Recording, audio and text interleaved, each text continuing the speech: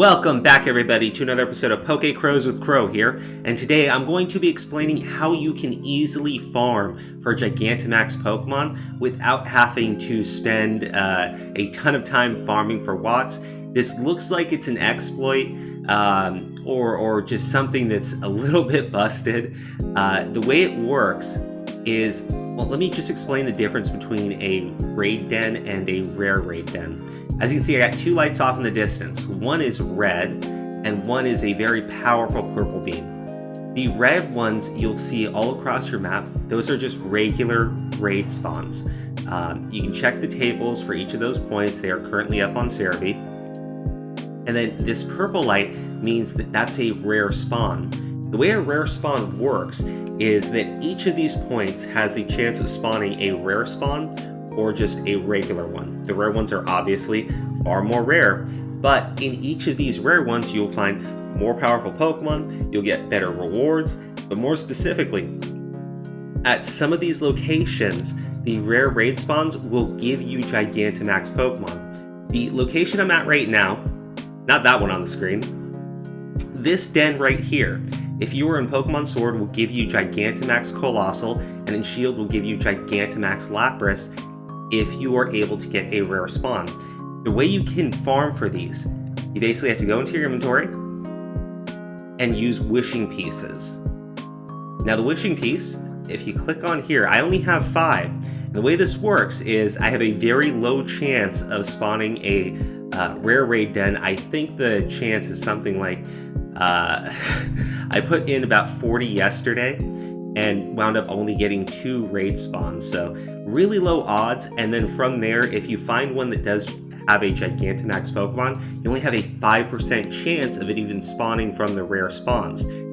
I was running the numbers, and it would take days and days and days of farming and grinding to kind of guarantee, and even then you would have no guarantee that spending all those pots would even give you what you want. So the idea being, you may want to go and find some friends to run these with, but there is a small exploit. You see, the way that they prevent you from spending all your stones and then just resetting the game and spending them all again is each time you drop a stone in, it's going to force you to save the game. However, before it forces the save, it spawns the den. I'm going to show you how this works and how you can kind of get around it. So if I get a purple light, I want to keep that. If I get a red light, I want to reset. Now this is going to be pretty quick. Hit yes. Now immediately when it says save, hit the yes, and then you want to hit the home button right afterwards. Check this out. So, very fast, right? You could kind of see that there was a red light on the screen, and the game was already trying to force a save. I'm going to shut the game off, open it back up, and if I did this properly, that den that spawned is going to be gone. I'm going to have the exact same amount of wishing pieces, and I can just try this again over and over and over. Now the one thing that does suck is you're gonna have to go through the entire thing here. But if you like this part, you kind of see your whole team in the stadium if you became the champion, which is pretty cool.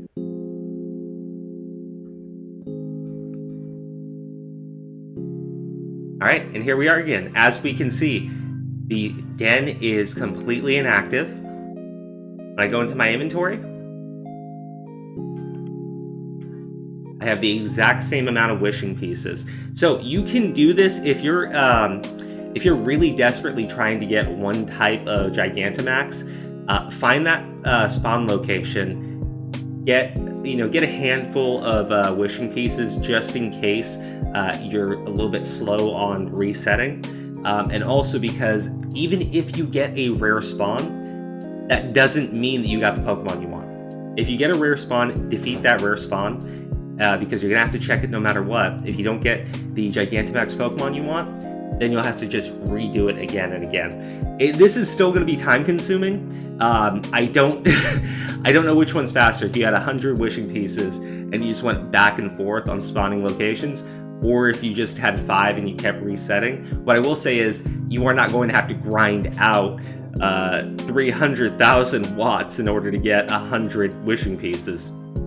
This should make it a little bit easier for those of you who are really seeking to get a Gigantamax Pokemon. I am currently very desperate to get a Colossal, so I'm going to be at this one for a little while until I'm able to obtain one. It's a very simple trick.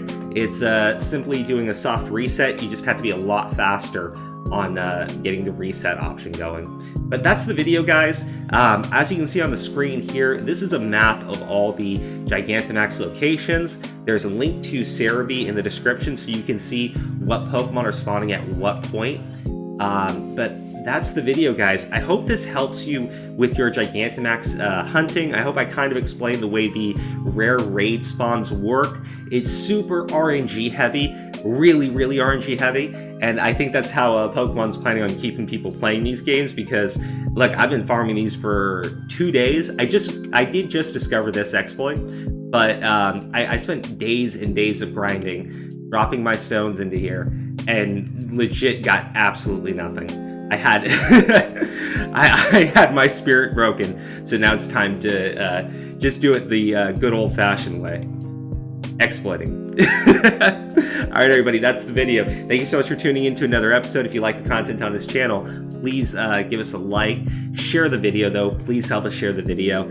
I think this is kind of big news, and I really want as many people to get the Pokemon that they want prior to the online competition, the Galar Beginnings, starting in just 3 weeks, I believe. Alright, guys. Bye-bye.